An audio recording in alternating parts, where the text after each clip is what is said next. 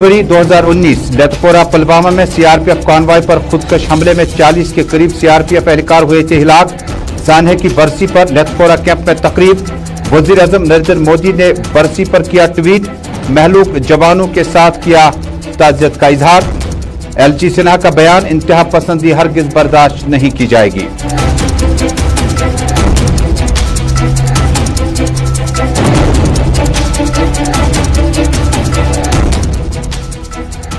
Peoples democratic party की supremo और साबिक वजीर आला महबूबा मुफ्ती फिर खाना नजरबंद। पार्टी ऑफिस श्रीनगर में तकरीब में करनी थी शिरकत। लेथपोरा बरसी के पेश नजर महबूबा मुफ्ती को घर में किया गया खाना नजरबंद। सिक्योरिटी डिप्लॉयमेंट भी रही वजह।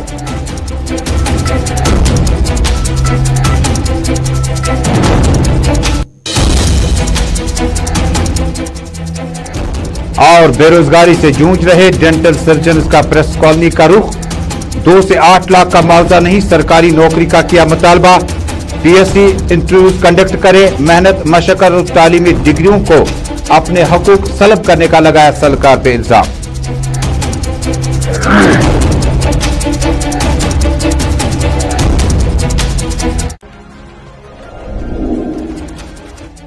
बिस्मिल्लाहिर्रहमानिर्रहीम। अस्सलाम वालेकुम नाज़रीन, ग्राउंड रिपोर्ट के आज के शुमारे में अपने मेजबान तजम्मुल का श्रीनगर स्टूडियो से सलाम पहुंचे। मुल्क भर और दुनिया भर के हालात वाक़यात के साथ साथ जम्मू कश्मीर की ताज़ा तरीन अभी तक की सूरत हाल आप तक पहुंचाई जाएगी। लेकिन शुरुआत करते हैं उत्तर प्रदेश के इंतखाबात के हवाले से। नाज़रीन, उत्तर प्रदेश के असेंबली हलकों की तादाद 400 से जायद है। गालिबन इसका मतलब यह हुआ कि आने वाले लोकसभा के इंतखाबात और बाकी सियासी सूरत हाल का अंदाजा और सूरज तुलू होने का सिलसिला उत्तर प्रदेश से ही शुरू किया जाता है। एक वक्त में यहां पर बहुजन समाज पार्टी, समाजवादी पार्टी और कांग्रेस के लिए जमीन जरखेज हुआ करती थी। लेकिन वक्त गुजरने के साथ साथ योगी आदित्यनाथ के वजीर आला बनने के बाद यह मुकाबला और दिलचस्प और सख्त होता जा रहा है। आज जिन क्षेत्रों में इंतखाबात हो रहे हैं उसमें सहारनपुर काबिल जिक्र है। बिजनौर का इलाका है जहां पर बड़ी तादाद में मुसलमानों के वोटरान भी आज घरों से बाहर आए। 9 अजला के लिए 55 असेंबली सेगमेंट मुकर्रर किए गए हैं। सहारनपुर से अब की बार बीजेपी का सुरेश खन्ना मैदान में है। महबूब अली समाजवादी पार्टी से, धर्मपाल सिंह बीजेपी छोड़कर समाजवादी पार्टी में शामिल हुए। इसके अलावा जेल में इस वक्त जो गिरफ्तार शुदा लीडर है आजम खान, वो जेल से इलेक्शन लड़ रहे हैं। उनके बेटे अब्दुल्ला आजम भी इस इंतखाबी अखाड़े में है। दिलचस्प कुन माहौल में जम्मू कश्मीर के साथ साथ जो सियासी सूरत हाल थी वो वजीर आला आदित्यनाथ योगी, वजीर आला के साथ साथ दीगर काबीना वुज़रा ने उत्तर प्रदेश के अवाम के सामने रखा। जम्मू कश्मीर में 370 और 35A पे भी लीडरान ने बातचीत की और वोटरान को अपनी तरफ माइल करने की हर मुमकिन आखिरी कोशिश की।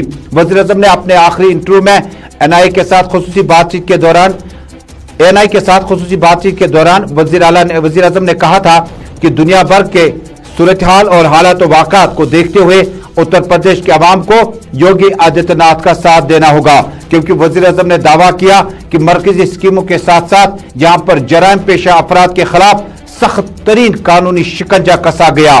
तस्वीर में आप देख पाएंगे बुजुर्ग, नौजवान और first time voter polling centres का रुख करते नजर आए, क्योंकि इस वक्त 6:05 हुआ चाहते हैं। लेकिन पोलिंग का जो टाइम है वो इसलिए बढ़ा दिया गया, जो वोटरान पोलिंग सेंटर्स तक पहुंच पाए हैं उन्हें वोट डालना ही होगा और उसके बाद गेट के बाहर जो लोग वोट डालने के लिए आए होंगे उन्हें इजाजत नहीं होगी।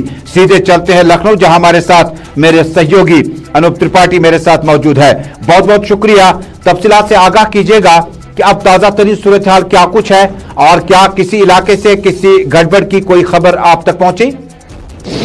देखिए तजमीर, अभी उत्तर प्रदेश में वोटिंग जारी है। हालांकि जो आधिकारिक समय है वो खत्म हो चुका है। ऐसे में जो पोलिंग बूथ हैं, पोलिंग सेंटर्स हैं, वहां पर बाहर से आने वाले लोगों को अब अंदर नहीं आने दिया जाएगा और जो लोग अंदर हैं उन्हीं से उनकी वोटिंग हो रही है, उनकी वोटिंग कराई जा रही है।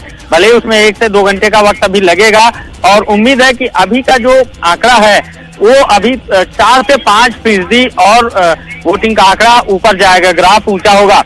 अभी तक अगर हम बात करते हैं 55 सीटों की जहां आज वोटिंग हो रही थी तजमुल, कहीं से भी कोई बड़ी अप्रिय घटना की खबर नहीं है। छोटी मोटी जगहों पर शिकायतें की लोगों ने, कि सहारनपुर से खबर आई, बिजनौर से खबर आई कि वहां पर 2 पोलिंग बूथ पर लोगों को वोट नहीं करने दिया गया। हालांकि अधिकारी पहुंचे आयोग के और उन्होंने वहां पर जो दिक्कतें थी उनको खत्म कराया। लोगों का कहना था कि कुछ लोगों के पास पेपर्स नहीं थे, लिहाजा वो वोट डालना चाह रहे थे, दिक्कत थी, लेकिन उसे सॉल्व कर दिया गया है। आयोग की तरफ से ये साफ कर दिया गया है। फिलहाल ये अपडेट है कि अब तक 6 बज चुका है। हालांकि हमारे पास आयोग से 5 बजे तक की अपडेट मिली है, लेकिन 6 बज चुका है और अब तक जो आंकड़ा है वो करीब करीब 70% के आसपास सभी 55 सीटों पर मतदान पहुंचने की उम्मीद है। हालांकि 5 बजे तक का हम आंकड़ा अगर बताते हैं तो सबसे ज्यादा अमरोहा सहारनपुर में वहां पर वोटिंग हुई है। करीब 65%, 5 बजे तक 65% वोटिंग हो चुकी थी और 2017 में जो वोटिंग हुई थी, मुझे लग रहा है कि इस बार उससे 1 से 2% वोटिंग और ज्यादा हो रही, क्योंकि शाम के समय दोपहर बाद बूथों पर भीड़ ज्यादा बढ़ी। महिला वोटर्स हो या युवा हो, बुजुर्ग हो, सभी लोग निकले घरों से और वोटिंग कर रहे हैं वहां पर। तो मुझे लगता है तजमुल की इन सभी 75 सीटों पर 2017 में बीजेपी ने एक बड़ी फतेह हासिल की थी, बहुत सीटें थी। अब लेकिन 2022 के चुनाव में बीजेपी को जिस तरह से वोटिंग हो रही है, उससे लग रहा है कि बीजेपी को नुकसान होने वाला है 10 मार्च को जब रिजल्ट आएगा इसका।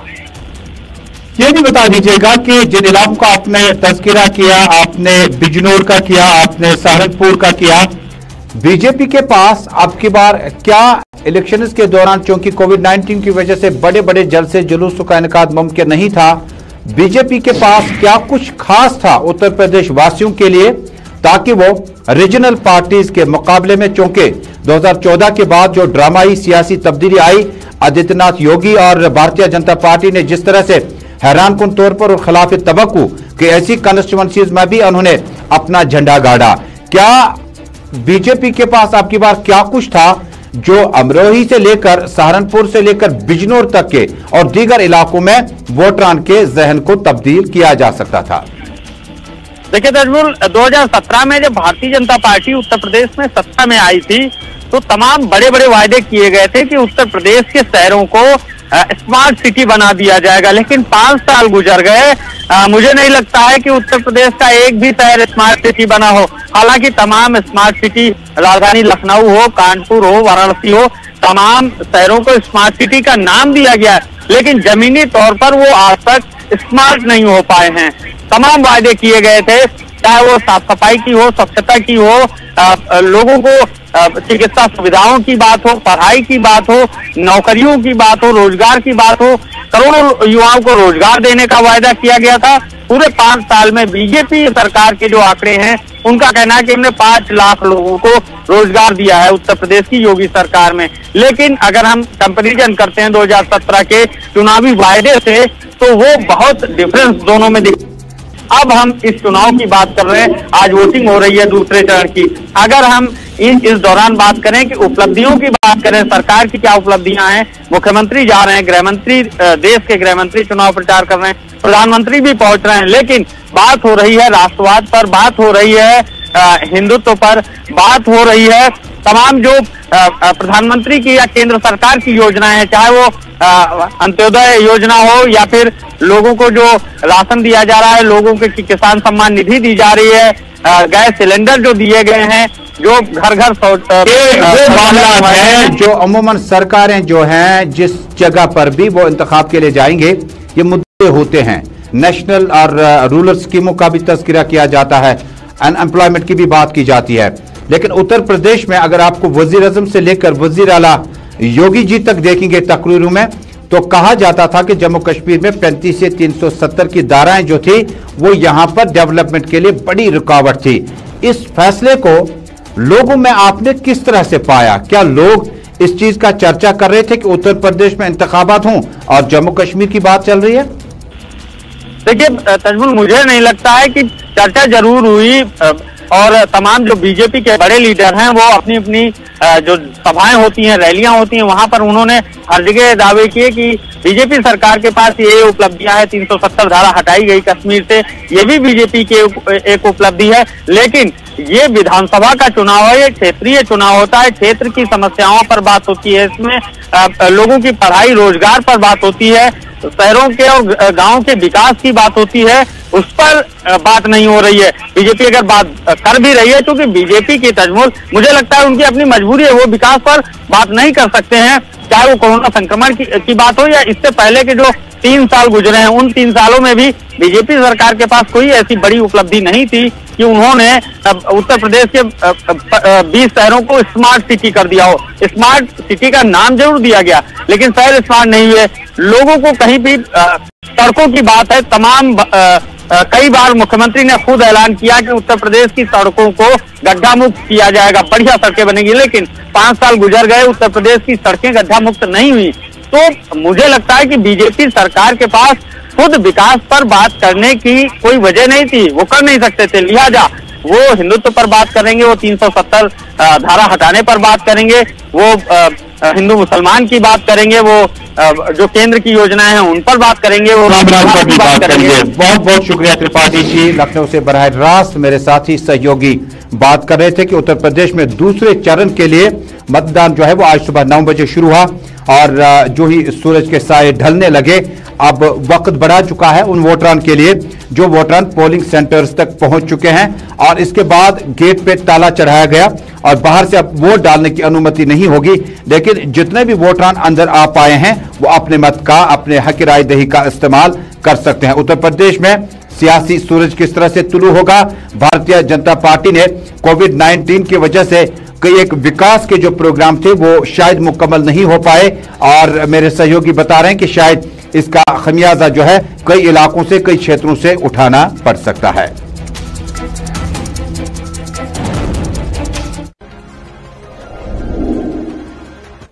उत्तर प्रदेश के इंतखाबात के बाद वादी का रुख वापस करते हैं। नाज़रीन, आज 14 फरवरी 2019 के उस सानिये के बाद जब लतपोरा जनूबी कश्मीर के पुलवामा में सेंट्रल रिजर्व पुलिस फोर्स के काफिले पर कानवाई पर फिदायीन हमला हुआ था।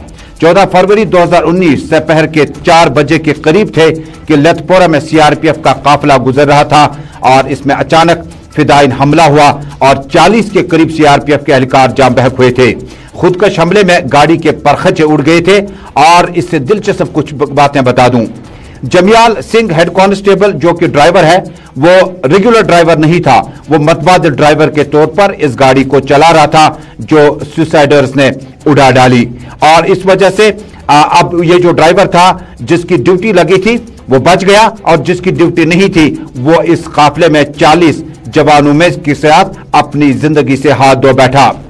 सीआरपीएफ के इस काफिले पर एक एक घर करके गाड़ियों में सीआरपीएफ के एहलकार सवार होने लगे।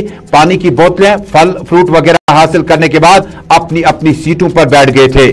2019 14 फरवरी की बात है। हेड कांस्टेबल कृपाल सिंह बस नंबर HR 49F0637 जिनकी शादी तकरीबन तय थी, गाड़ी में एक सीट पे सवार होकर उससे आखिरी लम्हात में मैसेज आया कि आपका लीव जो है वो सैंक्शन हो गया है। गाड़ी से उतरने के बाद वो अहमदनगर महाराष्ट्र रवाना हुआ जहां पर उन्होंने शादी की इस तकरीब में हिस्सा लिया। इसी बीच में एनआईए ने जो अपनी तहकीकाती रिपोर्ट अभी तक सबमिट की उसमें एनआईए ने दावा किया कि एक टूटा हुआ मोबाइल फोन जो था वो इस हमले के नजदीक पाया गया और जिससे सारे इस केस की अक्कासी हासिल करने में काफी मदद मिल सकती है। नाज़रीन, इसी बीच में आज लतपोरा कमांडोज ट्रेनिंग सेंटर में भी सेंट्रल रिजर्व पुलिस फोर्स के एहलकारों और अफसरान की तरफ से एक तकरीब का इनेकाद किया गया जिसमें महलूकीन जवानों को जबरदस्त अल्फाज में खराज अकीदत और याद किया गया। इस मौके पर पुलिस और सीआरपीएफ के सीनियर अफसरान ने तकरीब से खिताब करते हुए कहा कि इन जवानों की जो कुर्बानियां हैं आज के दिन वो उनके अहल खाना के साथ ताज़ियत करते हैं। 2 मिनट की खामोशी भी जवानों की याद में किया गया। इस मौके पर सीआरपीएफ के सीनियर ऑफिसर ने ज़राए इब्लाग के नुमाइंदों से 14 फरवरी 2019 की बाज़गश्त को कुछ इस तरह से बयान किया।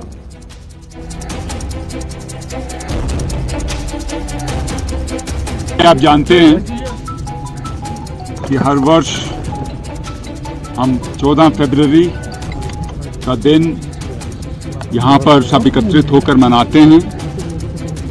उनकी याद में, उन 40 जवानों की याद में जिन्होंने अपनी जान यहाँ पे गंवाई थी पुलवामा में, उन वीर जवानों के याद में, उनके सेक्रीफाइस जो उनका त्याग था उसको याद करके हम यहाँ एकत्रित होते हैं।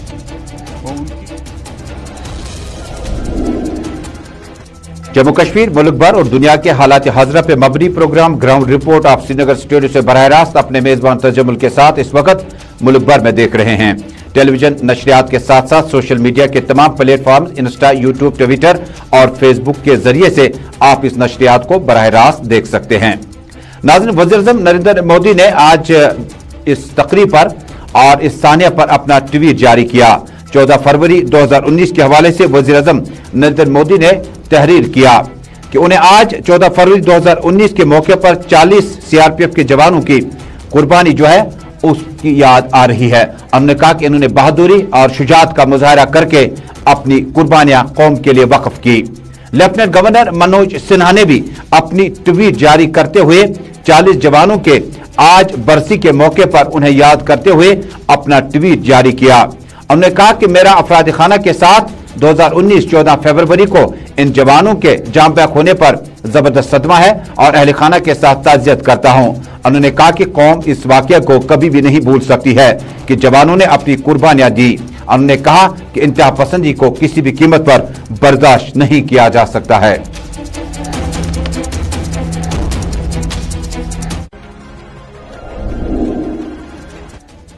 पीडीपी सुप्रीमो और साबिक वजीर आला महबूबा मुफ्ती को आज 14 फरवरी के मौके पर अपने घर में खाना नजरबंद रखा गया। तस्वीरें आज अल सुबह की है जब पीडीपी सरपरस्त अपने घर से बाहर आने लगी थी। उन्हें श्रीनगर के पार्टी ऑफिस में एक तकरीब से खिताब करना था, जहां पर आज जड़ी बल के लिए मोहम्मद शफी को जोनल प्रेसिडेंट नामजद करना था। इस मौके पर कई अहम सियासी रहनुमाओं ने पीपल्स डेमोक्रेटिक पार्टी में शिरकत इख्तियार करनी थी और पीटीपी सरपरस्त ने जम्मू कश्मीर की सियासी सूरत-ए-हाल और मजमूई सूरत-ए-हाल पर भी मजमूए से खिताब करना था। लेकिन पीडीपी सरपरस्त जो ही अपने घर से बाहर आई तो उन्हें सीनियर ऑफिसर ने बताया कि आज 14 फरवरी है, डिप्लॉयमेंट साउथ, नॉर्थ और बाकी इलाकों में ज्यादा है, लिहाजा आज आप घर से बाहर नहीं आ सकती है। पीडीपी के नायब सदर, जनरल सेक्रेटरी और सीनियर लीडर ने पीडीपी सदर और रहनुमा को अपने घर में सरकारी रिहाइशगाह पे नजरबंद करने पर जबरदस्त अल्फाज में मजम्मत की है।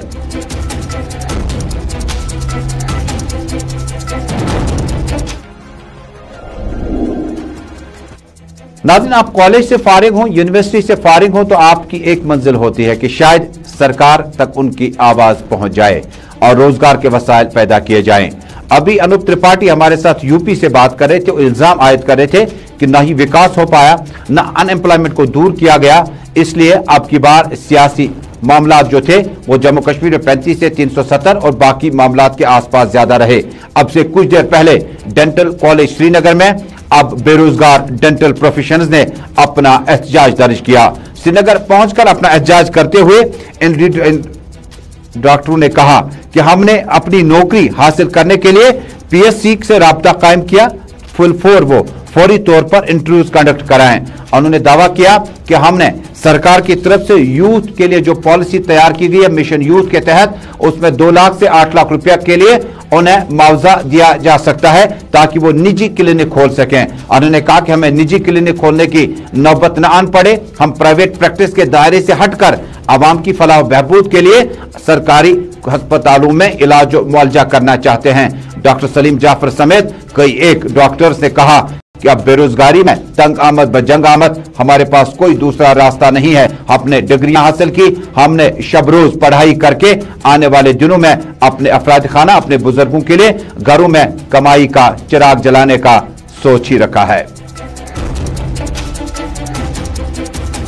लोग अनएम्प्लॉयड डेंटल सर्जन्स हैं जो हम यानी पिछले 2014 से हम लोग यहाँ पे अनएम्प्लॉयड हैं, जबकि पोस्ट जो है लास्ट पोस्ट जो है वो 2008 में निकली थी और उस तब से लेके अभी तक डेंटल सर्जन्स की एक भी पोस्ट नहीं निकली है। तो उस वजह से हम लोग प्रोटेस्ट कर रहे हैं और गवर्नमेंट ने हमारे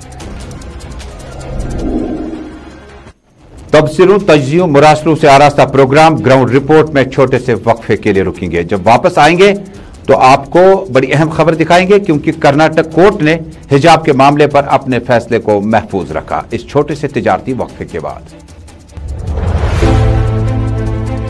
Doon International School Jammu, an institution par excellence which does not mark its existence through its impressive and modern infrastructure, rather it dwells inside the heart and soul of its TIA's members. Admissions open from pre-nursery to class 12. Doon International School, Chawadi near Sainik Colony, Jammu. इस छोटे से commercial break के बाद नाज़रीन, ground report में आप सभी का एक बार फिर खैर मकदम। सोशल मीडिया और टेलीविजन की नशरियात के साथ बैक वक्त। नाज़रीन, भारतीय जनता पार्टी के सीनियर लीडर मोहम्मद अनवर ने आज जिला बारामुल्ला में अपना दौरा जारी रखते हुए जमा गफीर से खिताब किया। अवाम के नुमाइंदों से खिताब करते हुए मोहम्मद अनवर खान ने आज शीरी और दीगर इलाकों में अपना दौरा मुकम्मल करने के बाद बताया कि भारतीय जनता पार्टी में लोग अब शामिल हो रहे हैं और आने वाले दिनों में जम्मू कश्मीर में सियासी सूरत हाल को आप बेहतर तरीके से पाएंगे। कई एक जगहों पर अपनी तकरीर के दौरान मोहम्मद अनवर ने दावा किया कि युवा यानी नौजवान और बुजुर्ग भी अब ये समझ चुका है कि रिवायती पार्टियों ने 70 साल में अपने घरों के सिवा आम लोगों के लिए कुछ नहीं किया। देखो, पिछले एक हफ्ते से मैं बारामूला में घूम रहा हूँ। जितने भी हमारे पोलिंग बूथ लेवल के लोग हमने बनाए हैं, बूथ कमेटियाँ बनाई हैं, उनके साथ हमारी मीटिंग हो रही है। उसके बावजूद भी जो जहाँ पे कहीं हमें कमी दिख रही थी, हमारी कोशिश ही। नाज़रीन, दो अहम खबरें आपको बता दूं कि कर्नाटक हिजाब मामले को लेकर वहां के मकामी कोर्ट ने आज अपना फैसला सुनाया और जजमेंट को रिजर्व किया, महफूज रखा और अगली तारीख का ऐलान किया। 4 बजे स्पेशल रिपोर्ट में हमने खबर आप तक पहुंचाई थी कि फैसला जो है वो आ चुका है, लेकिन फैसले में अभी और इंतजार करना होगा। नाज़रीन, स्कूल, कॉलेज, यूनिवर्सिटीज खुलने के लिए chief secretary doctor Arun Kumar Mehta की क़यादत में आज director health services Kashmir, principal medical college और बाकी शोबों से अहम अफसरान ने शिरकत की। अब की बार डॉक्टर ए.के. मेहता ने कहा, स्कूल, कॉलेज, यूनिवर्सिटीज खोलने से पहले वैक्सीनेशन के प्रोसेस को मुकम्मल करना होगा। कौमी तालीमी पॉलिसी 2022 में जम्मू कश्मीर को इसे पूरी तरह से अमलाना होगा। साथ ही टेस्टिंग की जो है रेट जो है उसको बेहतर करना होगा। यानी स्कूल, कॉलेज खुलने से कबल अब गाइडलाइंस जारी कर दी गई है। तो इसी के साथ ग्राउंड रिपोर्ट में आज का शुमारा और यह सफर यहीं पे मुकम्मल हुआ। देश दुनिया की खबरों को देखने के लिए जम्मू कश्मीर की खबरों का सबसे बड़ा network Gulistan news network, JK news network देखते रहें। हमें दीजिएगा इजाजत। अल्लाह हमदो नासिर।